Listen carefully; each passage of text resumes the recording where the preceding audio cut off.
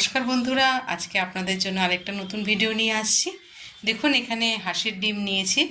তো আজকে লাল লাল করে হাঁসের ডিমের কষা বানাবো। তো সেই রেসিপিটা আজকে আপনাদের সাথে শেয়ার করছি। দেখুন আমি হাঁসের ডিমের কষাটা কিভাবে বানাই। তো দেখুন, এখানে আমি ডিমটা সেদ্ধ করে নিয়েছি। ডিমের সাথে কিন্তু আমি একটু আলুও সেদ্ধ করেছি, এরকম বড় বড় করে সাইজ করে কেটে নিয়েছি। এখানে আমি আদা রসুন বাটা নিয়েছি, আমি 2 চামচ নিয়েছি। আর টমেটোকে আমি গ্রেট করে নিয়েছি, পেঁয়াজকেও গ্রেট করেছি, কিন্তু পেঁয়াজটাকে আমি স্কুইজ করে নিয়ে এর যে পেঁয়াজের জুসটা, রসটা যেটা, সেটা আমি আলাদা করে নিয়েছি। এটা দিয়ে আজকে আমি কিন্তু যে মশলাটা কষাবো পেঁয়াজের এই রসটা দিয়ে।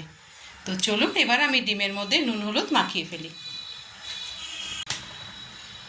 নুন দিয়ে দিলাম আর একটু হলুদ দেব কালারের জন্য, দিয়ে ডিমটা মেখে নেব। এবার ডিমগুলো, এতে কালারটাও খুব ভালো আসে, খেতেও খুব ভালো লাগে। এইভাবে ডিমটা আমি নুন হলুদ দিয়ে মাখিয়ে নিলাম। দেখুন, এখানে আমি কড়াই বসিয়ে দিয়েছি, তেল দিয়ে দিয়েছি। তেল প্রায় আমি 5 চামচের মতো তেল নিয়েছি। একটু যেহেতু হাঁসের ডিমের কষাটা একটু স্পাইসি হয়, তো আমি এবার তেলটা গরম হয়ে গেছে। এবার আমি ডিমগুলো, যেটা নুন হলুদ মাখা ছিল, আমি এবার ডিমটাকে ভেজে নেব। ডিমগুলো কিন্তু আমি সাইড দিয়ে হালকা করে কেটে নিয়েছিলাম, যাতে ডিম না ফাটে। তেলে দিলে তো অনেক সময় ডিম ফাটে। আমি স্টিমটা কিন্তু একদম লো করে দিয়েছি। এবার ডিমগুলোকে আমি ভেজে নেব। দেখুন, ডিমগুলোকে ঠিক এইভাবে লাল লাল করে ভেজে নিতে হবে। আমি লাল লাল করে ভেজে নিয়েছি হাঁসের ডিমগুলোকে। এবার আমি এগুলো তুলে ফেলছি। এই তেলের মধ্যে আমি আলুগুলো কিন্তু ফ্রাই করে নেব।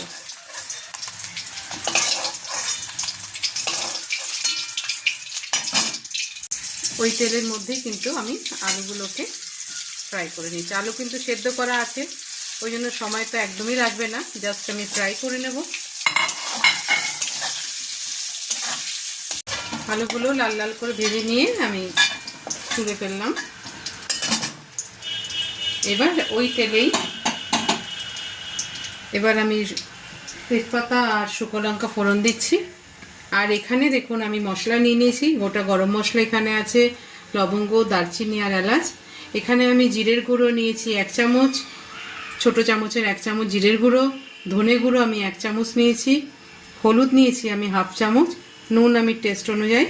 আর 1/2 চামচ আমি কাশ্মীরি লঙ্কার গুঁড়ো নিয়েছি। আপনার সাথে লাল লঙ্কার গুঁড়োও নিতে পারেন। তো আমি এবার তেলের মধ্যে প্রথমে গরম মশলাটা দিয়ে দিচ্ছি।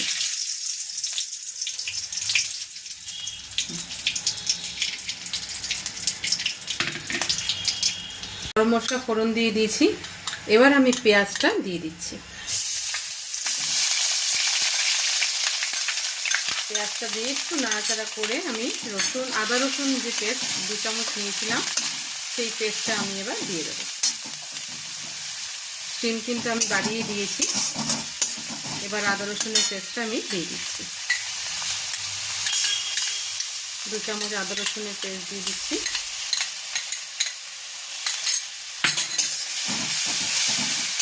এবার এটা দেওয়ার পরে আমি এবার এর মধ্যে টমেটোর যে পিউরিটা, যেটা আমি গ্রেট করে নিয়েছিলাম, টমেটো পেস্টটা আমি এবার দিয়ে দিলাম।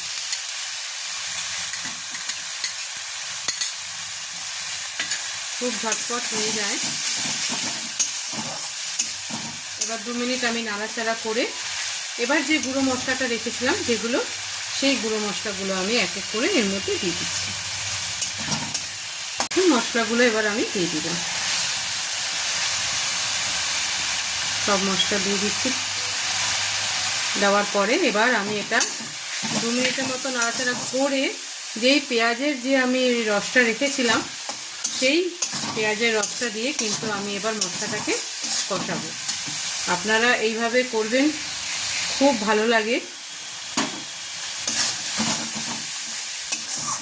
জল আমি দেব না মশলা কষানোর সময়। আমি কিন্তু পেঁয়াজের যে জুসটা আছে ওটা দিয়েই কিন্তু আমি মশলাটা পুরো কষাবো।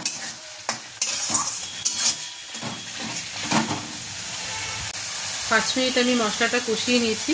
এবার এর মধ্যে খুব সামান্য একটু চিনি দিয়ে দিলাম কালারের জন্য। চিনিটা দিয়েও আরও আমি 2-3 মিনিট কষাবো।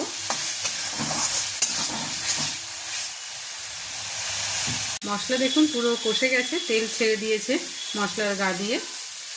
এইভাবে যখন হবে তখন বোঝা যাবে যে মশলা পুরোপুরি কষে গেছে।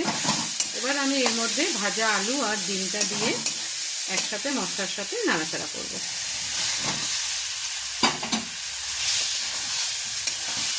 এইভাবে নাড়াচাড়া করবো। আমি স্টিমটা কিন্তু একটু কমিয়ে দিলাম। নাড়াচাড়া করে আমি এর মধ্যে একটু জল দিয়ে দেবো, খুব সামান্যই জল দেব। বাইরে বৃষ্টি পড়ছে, বর্ষার দিনে এরকম লাল লাল হাঁসের ডিমের কষা খুবই ভালো লাগে।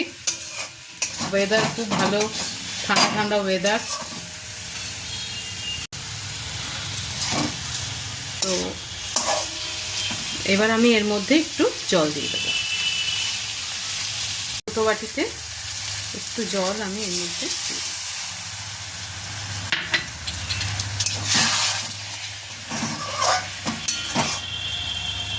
জল দিয়ে আমি কিন্তু প্রায় 3-4 মিনিট ফুটতে দেবো। ঝোলটা একটু গায়ে গায়ে আসবে, তারপরে আমি ওপর থেকে ধনেপাতা ছড়িয়ে দেবো। দেখুন মশলাগুলো গায়ে গায়ে লেগে গেছে ডিমের সাথে। এবার আমি ওপর থেকে ধনেপাতা দিয়ে দিচ্ছি।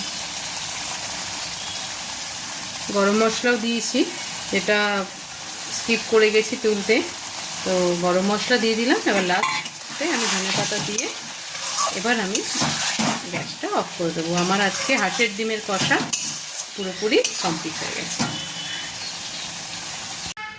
তো আজকে বন্ধুরা আমার লাল লাল হাঁসের ডিমের কষা পুরোপুরিভাবে কমপ্লিট হয়ে গেছে। রেসিপিটা আপনাদের সাথে শেয়ার করলাম। ভিডিওটা দেখার জন্য অনেক অনেক ধন্যবাদ।